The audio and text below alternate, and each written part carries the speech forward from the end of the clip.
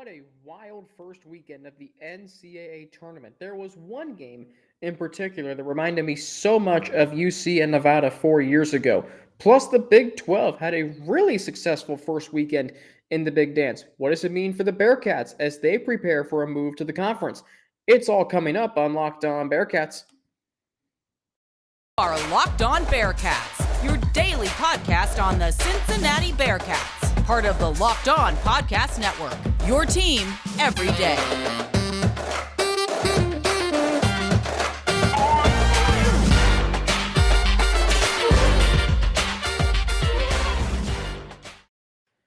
Thank you so much for making Locked On Bearcats your first listen of every day. We are free and available wherever you get your podcast. Today's episode of Locked On Bearcats is brought to you by StatHero. StatHero is reshaping the way you play fantasy sports. Dozens of house-based games to play daily. No sharks, no funky props, just your skill versus the lineups you choose. Sign up today at stathero.com/lockedon. Alex Frank here, welcoming you to Locked On Bearcats. It's a new week. It's the first day of spring. Wait, is it the first day of spring? See, I always get confused. Is the 21st the first day of spring or the 22nd? I'm going by the 21st because that's just how I was taught, and I have some old school traditional based genes in me, so I'm going to go with that. So happy spring to each and every one of you. And I sincerely mean that. Happy first day of spring. Hope spring is eternal. Spring training's underway in Major League Baseball. The NCAA tournament, more importantly, or perhaps you probably care about that more than spring training, unless you, of course, are a host of a Locked On MLB team as part of the Locked On Podcast Network, which, I mean, those guys, I'm sure, are thrilled. I know Jeff Carr from Locked On Reds is thrilled, so they're thrilled spring training has started. But I'm sure all of us are thrilled that the NCAA tournament, the first weekend's in the books. I recorded this, though, on Sunday afternoon at about 4:15. So there was only one game in the books at the time. That was Houston beating Illinois 64-53, which or 60 was 68-53, excuse me. So I'm going to touch on that in segment maybe most likely segment 3, but a little bit throughout the show because that, of course, Houston beating the American Athletic Conference with Cincinnati. Another really successful year for the Cougars. Third straight trip to the Sweet 16 and as many tournament appearances. What a great, wild first weekend of the NCAA tournament. Sincerely. St. Peter's upsetting Kentucky and then winning again against Murray State. Never trailing in that game against Murray State in the second round. They're off to the Sweet 16.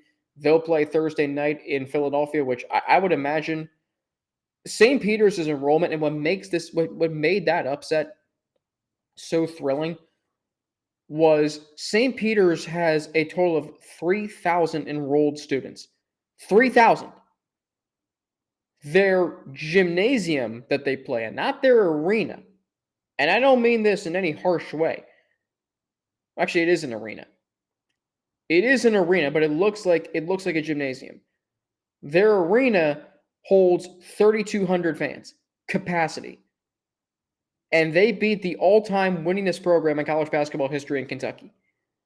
And there have been a lot of 15-2 upsets that we've seen since 2012.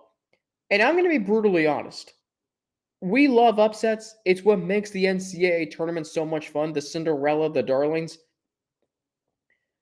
But 15-2 upsets have happened so frequently, I feel like now, that when they do happen, it's like, all right, cool. Surprised that Kentucky or last year Ohio State's out, but I'm not surprised.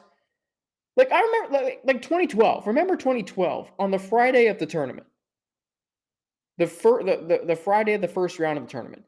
Norfolk State beats Missouri. No one expected that, and if you did, congratulations to you and your bracket that year. So Norfolk State beat Missouri. And as if that wasn't enough, on the same day, just hours later, Lehigh beat Duke. So you had two 15-2 upsets in the same day. And at that time, I had never seen a 15-2 upset. That was the biggest upset I've ever seen. I remember Northern Iowa beating Kansas. That was a big upset. I remember Ohio beating Georgetown. That was a 14-3 upset. two 15 seeds beat a 2 seed. And then it happened again the next year in Florida Gulf Coast beating Georgetown. And while it was great to see a school like Florida Gulf Coast make the Sweet 16, it kind of was becoming commonplace. It wasn't as fun to see. So St. Peter's beating Kentucky. It was shocking at first because they beat Kentucky, who never loses these kinds of games. Now, yes, they did lose to Evansville a few years ago, but that was a regular season home game in November. No one was going to remember that. They remember what happens in the tournament. So they're going to remember St. Peter's beating Kentucky. The St. Peter's Peacocks. I didn't know that school existed. I'm going to be brutally honest. Until Selection Sunday.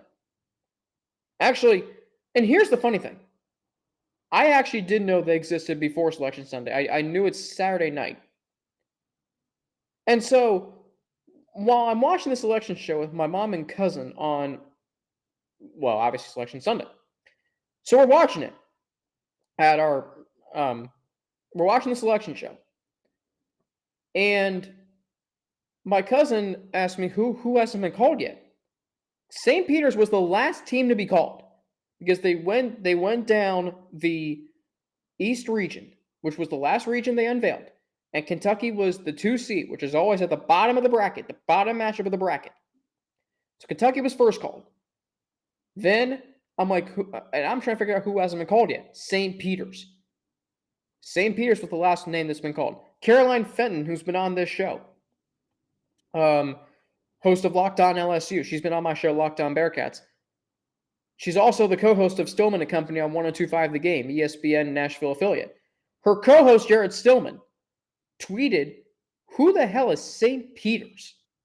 He tweeted that on Selection Sunday. Then he retweeted his own tweet after St. Peter's upset Kentucky, and he said, "Never mind, I figured it out." We all figured it out. Like, we're all looking to see, okay, what's their enrollment? What's their arena's name? How much does their arena hold? What conference are they from? Spoiler alert, they're from the MAAC. Who's a famous alum from there? I can't name you one alumni from St. Peter's. Where the hell even is this school? Jersey City, New Jersey. So now you've got the whole part of northern New Jersey, New York jumping, and they play in the Sweet 16 in Philadelphia. They're playing in the Sweet 16. Like, understand, they're one of 16 teams left playing for an NCAA Division I title. So that was the biggest story of the NCAA tournament over the weekend. And I recorded this before Michigan State played Duke, Izzo versus Coach K. So at the time of this recording, I didn't know if Coach K's era as a college or tenure as a college basketball coach was over or is going to be continued. But that was the biggest story of the weekend, St. Peter's. And it's interesting to me because I'm watching that game. I'm at work watching the game. And Kentucky just could not put St. Peter's away. The game was tied at the half. Okay, that happens. Gonzaga was tied at the half or up 2 at the half with Georgia State. And they ended up winning by 20. So I'm like, all right, Kentucky will probably pull away. And they're up 6 with about 2 minutes to go. And you're like, all right, they're going to put the finishing touches on this one. And the next thing you know, they're down 1. And then even after Kentucky made a 3 following an offensive rebound by Kentucky, St. Peter's just went down, tied the game. Game went to overtime. And then St. Peter's didn't flinch. 5 extra minutes didn't do any harm to them. They still found a way to win the game. 85-78. One of the most shocking upsets in the history of the NCAA tournament. It's because they beat Kentucky. But Kentucky didn't put them away. How many times over the years in the tournament have we seen a major program take on a mid-major program and they just do not assert themselves? How many times have we seen that over the years? And sometimes it comes back to cost teams. Cincinnati couldn't put away Nevada. Now, this is not the game that reminds me of UC and Nevada. That's another game. But there are so many times we see, like Missouri when they lost to Norfolk State in 2012. Missouri led for most of that game. I think Norfolk State took their first lead on an and one by a guy named Kyle O'Quinn with like 40 seconds left. So Norfolk State did not lead in that game, I think, and this is from what I remember. Missouri threw everything Norfolk State could handle. And yet Norfolk State just hung around. When you let a mid-major team hang around, or a team that's inferior to you hang around, bad things can happen. Bad things happen. When you let an inferior team hang around, bad things can happen. Cincinnati let Nevada hang around 4 years ago. Look what happened. The Bearcats they let Iowa hang around. The Bearcats maybe were the better team than Iowa in 2019. Iowa took advantage. It doesn't matter if you are a mid-major school or a Power 5 program with 5 first-round draft picks on your squad. At the end of the day, how you win games in March, you play the best. You're the best team in that particular matchup. That is how you win games in March. It's not because you're better on paper. If that was the case, games would be played on paper. Games aren't played based on how we fill out our brackets. Games are played to determine a winner and a loser. Doesn't matter what seed you are. I mean, this is now the second straight year a 15 seed has made the Sweet 16. It's becoming like the NFL playoffs where a 6 seed can go really far. Or it's becoming like the NBA playoffs. We've seen 8 seeds win first-round series. I mean, the LA Kings, when they won the Stanley Cup in 2012. 2012? Yeah, in 2012, were the 8th seed in their conference. They won the Stanley Cup. The NCAA tournament now is becoming that. The difference in talent between major programs and mid-major programs in the NCAA tournament is minimum. Actually, it's none. The difference is which team plays the best and which team does the little things that you have to do to win games in the month of March. There is more pressure on major programs because everyone knows about them. Everyone's been watching them the entire season. You only know of St. Peter's from the moment they win their conference tournament and probably the moment, and more likely the moment they get their name called on Selection Sunday. That is when you know their name. You don't know them. I mean, you're not, the average college basketball fan is not going to watch an MAAC game. So that was what stood out to me. It does not matter what seed you are. In March, every team has a chance. From the moment that the first conference tournament game tips off, every team has a chance, point blank, and the period. Every team has a chance. Every team eligible for postseason play has a chance to win their conference tournament and then win an NCAA tournament game. Coppin State almost made the NCAA tournament with 10 wins. Coppin State. They lost to Norfolk State, who was pulled an upset in the NCAA tournament. Before. So that was the major storyline for me that stood out. St. Peter's beating Kentucky. It's not just the upset itself. It's because these are becoming commonplace. Seeds absolutely do not matter. They do not matter. The only way in which they matter is if you're a higher seed, you're going to get preference on where you want to play your games. Gonzaga's number 1 seed. They had to go to Portland. They just went to Portland. Arizona went to San Diego. You play closer to home when you're a number 1 team. Wisconsin played in Milwaukee, 90 minutes from their school. All right, went a little long there. When we come back, there's one game, like I mentioned in particular, it's not St. Peter's, Kentucky, that reminded me of UC in Nevada. And one thing that I wish would have happened in that game 4 years ago that maybe would have changed the outcome.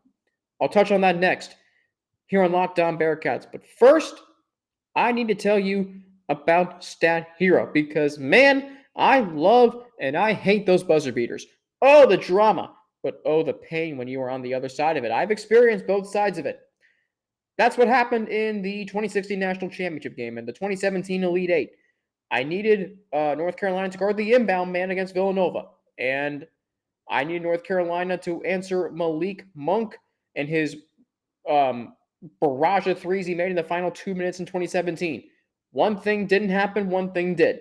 StatHero's NCAA single game pick'ems pits the star players against each other in an amazing hybrid between fantasy and sports gambling. Start focusing on the players you know best with a gameplay that doesn't rely on big spreads, long odds, or funky props. In addition to their pick'em games, they also have dozens of lineups you can comb through to take on head-to-head. StatHero is the easiest and fastest way to get your sports action fixed. This is what daily fantasy was meant to be. So you can pick any lineup from a Sweet 16 game this week. Maybe you like St. Peter's. Maybe you like Brady Manick on North Carolina. Maybe you want to take someone like Gonzaga or JD Note of Arkansas. Here's the game you're going with. You can say you're taking a lineup and why you chose it. Sign up for free right now at stathero.com/lockdown. Use promo code lockdown for a 100% deposit match. That's stathero.com/lockdown. Use promo code lockdown for a 100% match. stathero.com/lockdown. Promo code lockdown. Terms and conditions do apply. All right, so I've told you about StatHero. So how are you going to choose your lineups? You got to have some fuel to your brain to think about these things. So that's why you need to start eating Built Bars if you don't already. Because I can't believe I'm still mentioning this. This is the time of year that I've pretty much given up on all of my New Year's resolutions. Not this year. Clearly, you should know that by now. I'm sticking to my resolution by eating right, thanks to Built Bar. They're covered in 100% real chocolate. Does that make you want to eat healthy? It should. They're low calorie, high protein. Replace your candy bars with these because they're better. A typical candy bar can be anywhere from 200 to 300 calories, but most Built Bars only contain 130 calories. Mint brownie, coconut, almond, and new for this month, white chocolate cookies and cream. They are all delicious, and new flavors are coming out all the time. If they think a flavor might be good, they'll make it. It will be delicious and will be good for you. They are all about the taste. They make it taste delicious first, then figure out how to make it healthy. And I don't know how, but they pull it off every time. Go to Built.com, use promo code LOCKED15 for 15% off your order. Use promo code LOCKED15 for 15% off at Built.com. Thanks for making Locked On Bearcats your first listen of every day. We are free and available wherever you get your podcasts. Alex Frank here with you on this Monday, March 21st, 2022, the Monday after the first weekend of the NCAA Tournament. The Sweet 16 is set. The West and the East regions will play tonight. Thursday night, The Midwest and South regions will get underway on Friday. Sweet 16 action. These are the kinds of games that start getting really intense, I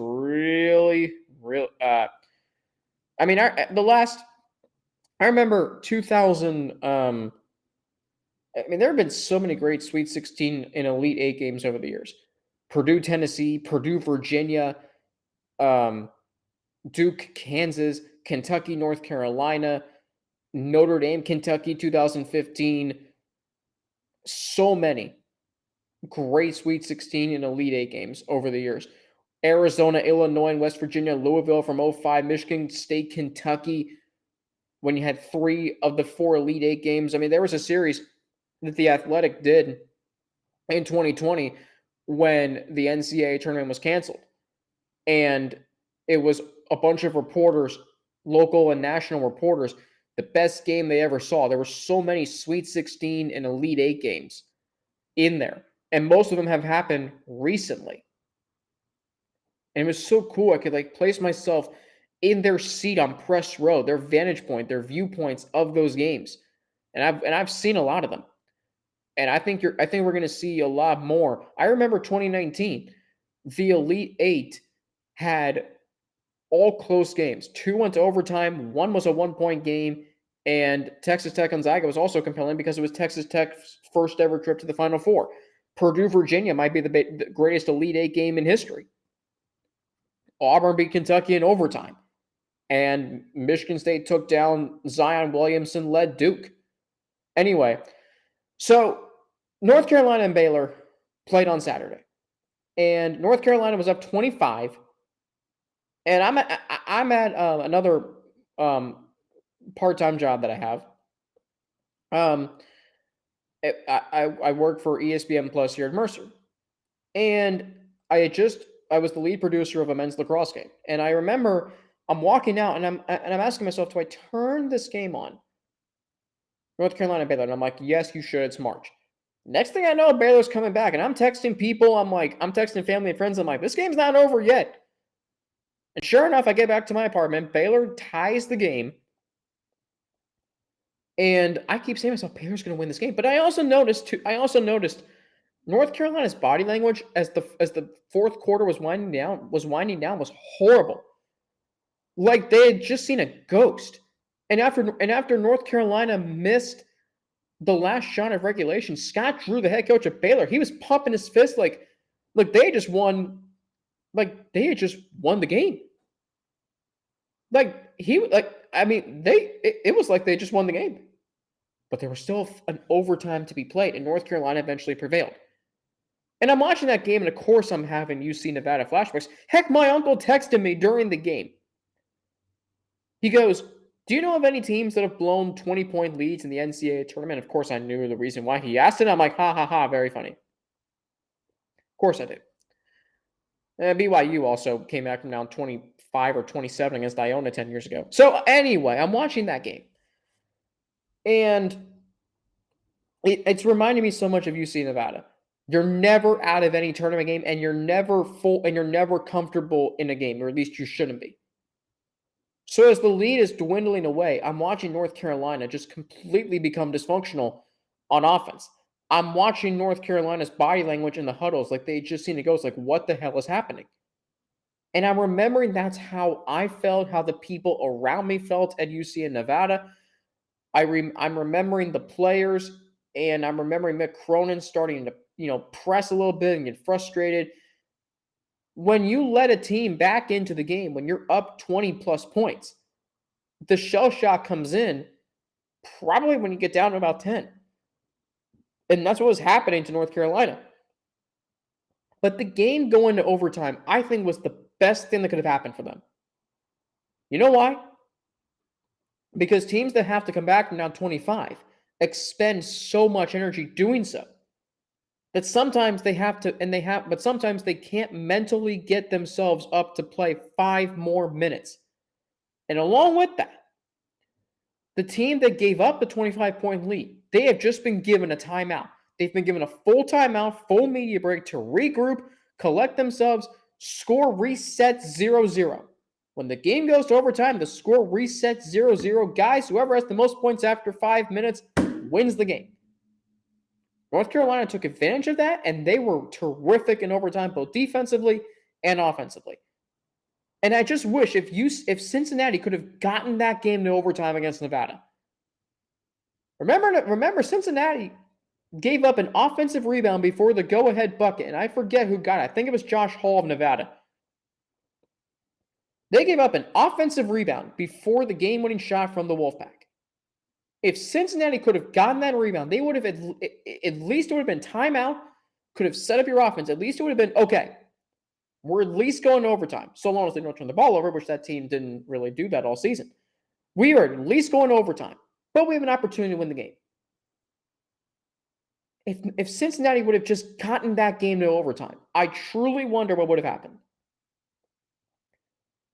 You look at 2019, there was another game, Iowa, Tennessee. I don't know how many of you remember this game. I'm at Kroger watching this game. I'm doing my grocery shopping while watching the game because that's just what we do in the month of March. So I'm at the grocery store. I'm walking up and down the aisles. I got my phone in the shopping cart. I have the the game on, and Iowa's coming back from down 25 points. And I'm like, oh my gosh, they might win this game. And I had just seen them beat Cincinnati 2 days prior, and I had just seen Tennessee barely scrape by Colgate, a toothpaste manufacturing company, 2 days ago. And Iowa just come back from down 25 points. But the game went to overtime, and Tennessee regrouped. The amount of energy you have to expend coming back from down 25, it's better if you complete the comeback in regulation than it is if you have to go to overtime. There are some exceptions. Super Bowl 51, yes, that's an exception. But if you don't finish the comeback in regulation, if you have to go to overtime, it's hard to get yourselves ready mentally to play 5 more minutes. The team that gave up the lead, that is their opportunity. That is their gift to regroup and reset. And that's just what North Carolina did. But like I said, It reminded me so much of UC and Nevada. You are never out of any game, and you're never too far ahead. You're never too far ahead, even when you're down 22. Now, Cincinnati, if you remember, led that game by 12 at the half. Was it 12? Yeah, 12 points at the half. And that lead grew to 22. Nevada could have, no pun intended, packed it in. No, they didn't do that. They didn't. I mean, this is proof that you're never out of any game. Until the buzzer hits triple zeros, the game's not over. I mean, the game is not over. So that's what stood out to me as North Carolina and Baylor as it relates to Cincinnati. If Cincinnati could have just taken that game to overtime, I think they would have won that game. And I might be convincing myself in saying that. I might be saying that as a Bearcats fan, alum, and a host of a Bearcats Daily podcast. But I truly believe that Cincinnati would have won the game in overtime had they managed to get it there. If they had just managed to play 5 extra minutes, they could have regrouped, reset, and I think their depth would have worn Nevada down. I really do. Now, they didn't have Jaron Cumberland. North Carolina lost Brady Manick to a controversial flagrant 2. As soon as Brady Manick exited the game, Baylor took advantage. As soon as Jaron Cumberland fouled out, Nevada was in full throttle. Nevada was kind of hanging around. You're like, they're not going to really come back in this game, are they? And then Jaron Cumberland fouls out, and that's when Nevada said, it's go time. They knew they could come back, and they did.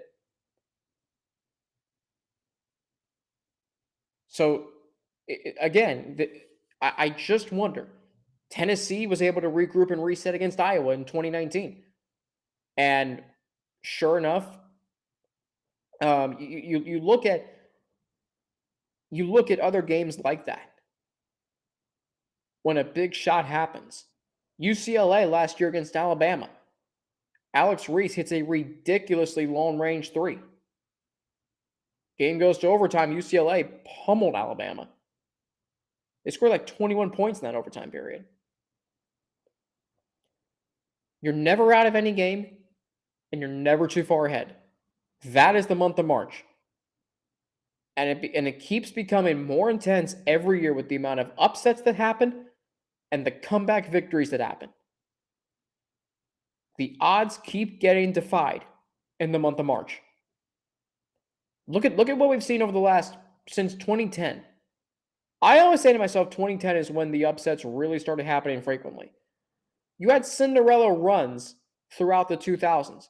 Davidson, George Mason, North Carolina in 2000 as a number 8 seed, Gonzaga as a number 10 seed.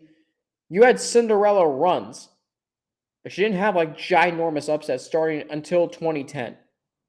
That's when you saw Cornell and Northern Iowa make the Sweet 16. VCU go to the Final Four and pull off a bunch of upsets along the way.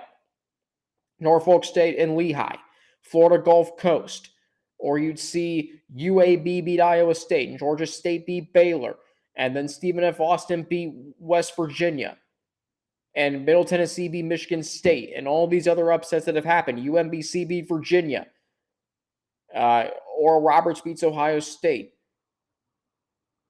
Mercer beats Duke. You're never out of,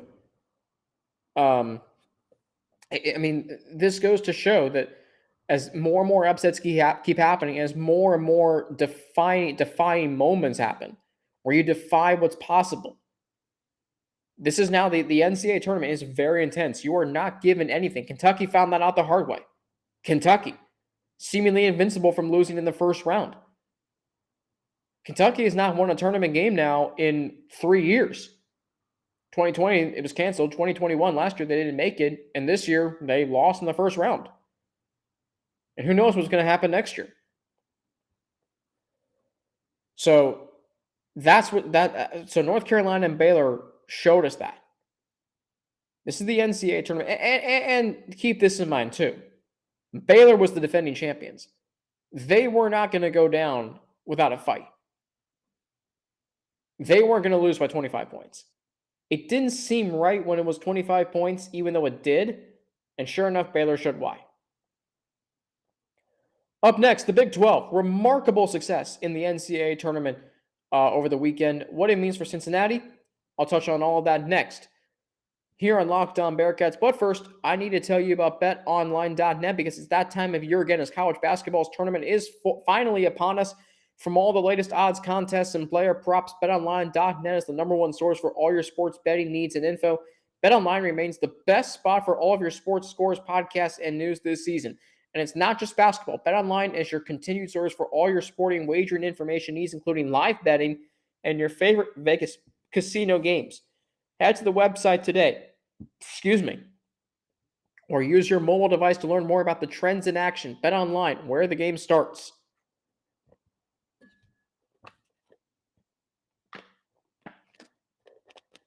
And once again, thank you for making Locked On Bearcats your first listen of every day. We are free and available wherever you get your podcasts. Alex Frank here with you on this Monday, March 21st of 2022, the first day of spring. And speaking of which, I think it was yesterday or today is the 12th year anniversary of Ali Farokhmanesh and the 3 that Northern Iowa beat Kansas on. I mean, that was to me the first big upset I saw was Northern Iowa beating Kansas in the second round. I mean, this was Northern Iowa going to the Sweet 16, and then Cornell beats Wisconsin.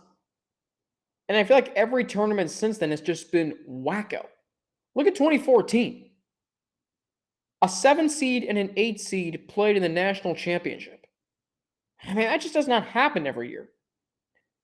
The national championship matchups since then have featured a seed no lower than 3. Now, Butler was an 8 seed. They went to the national championship in 2011, another wacko year where you had no number 1 seed in your Final Four. But again, it just speaks to I mean, I remember in 2011, the Sweet 16, I think this is right, the Sweet 16 in the Southwest, was it the Southwest or it might have been the South region was Kansas, Richmond, VCU, and Florida State. I just named you 2 teams from the A10. I just named you 2 mid-major programs that were in the Sweet 16.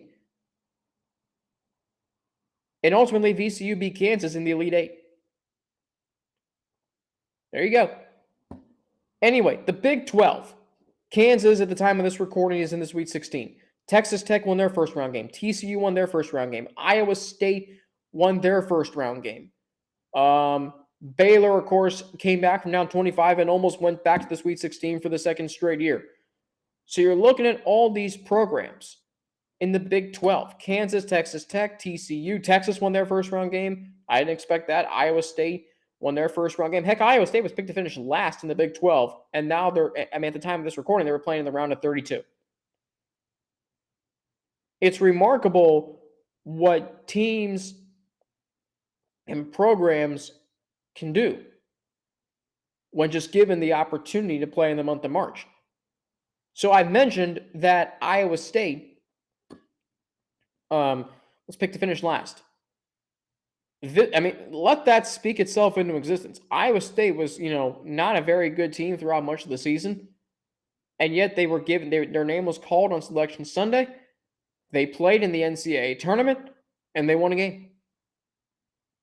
The Big 12 had over half its programs make the tournament, and all 6 programs won their first round game. So that means 6 out of 32 teams playing in the second round over the weekend won their first round game. Were from the Big 12. 6 out of 32. That's almost 25% of the teams. 3/16 of the teams were Big 12 teams. That's the conference Cincinnati's going to. And as Keith Jenkins, a good friend of mine, the Bearcats beat reporter for the Cincinnati Enquirer, he said it on Twitter Saturday morning. Saturday morning when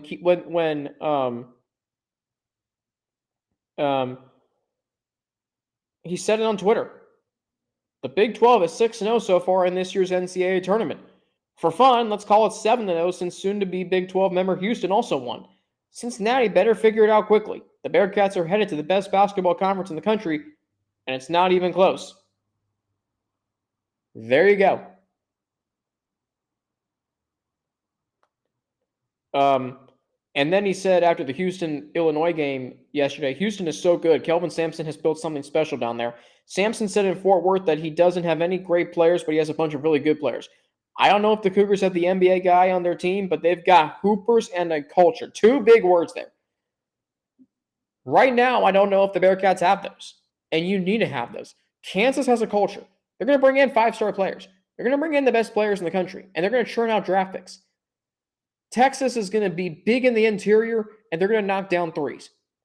Baylor's going to, be so well balanced and so well versed and can do anything they want to on the floor. They're a very good defensive team too.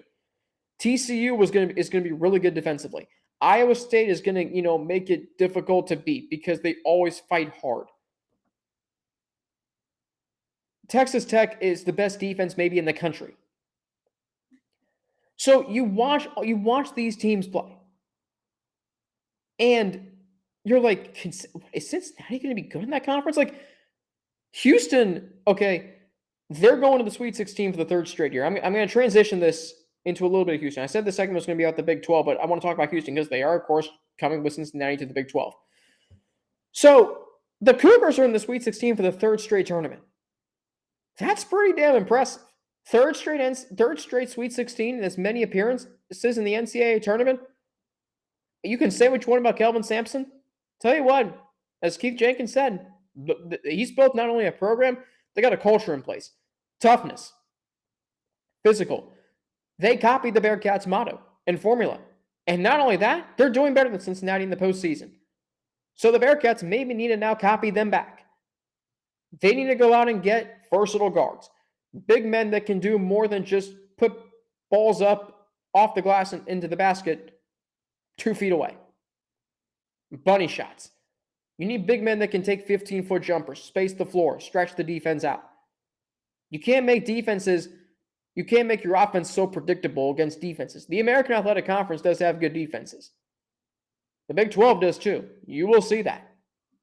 Houston's ready for the Big 12.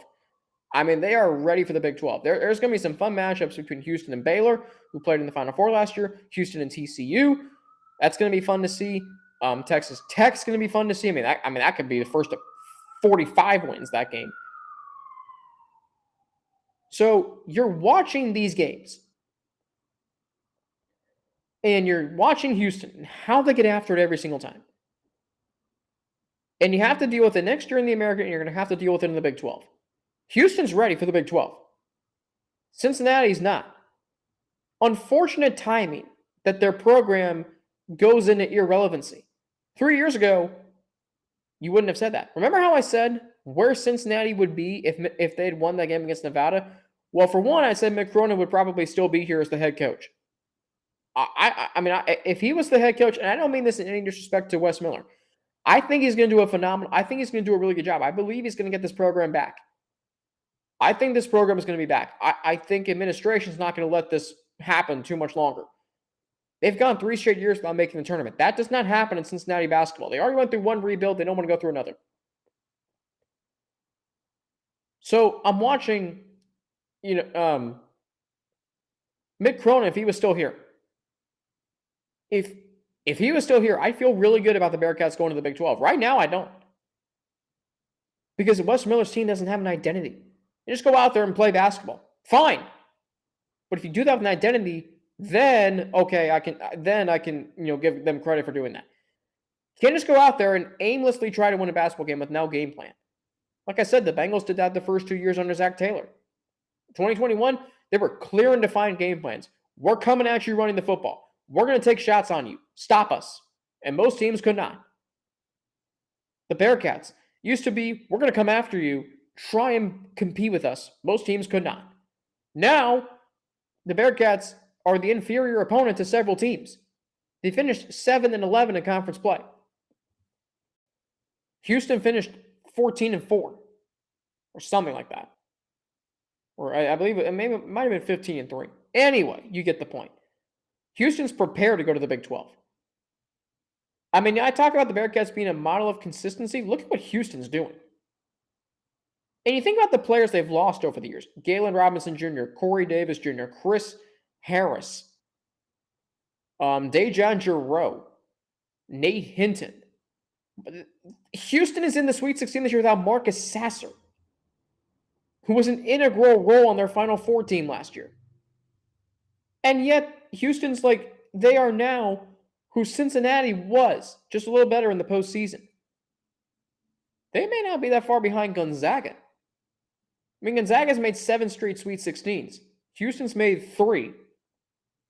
And they were a buzzer beater away from making it 4 this year. Buzzer beater from Jordan Poole of Michigan in 2018. That's where we're at right now.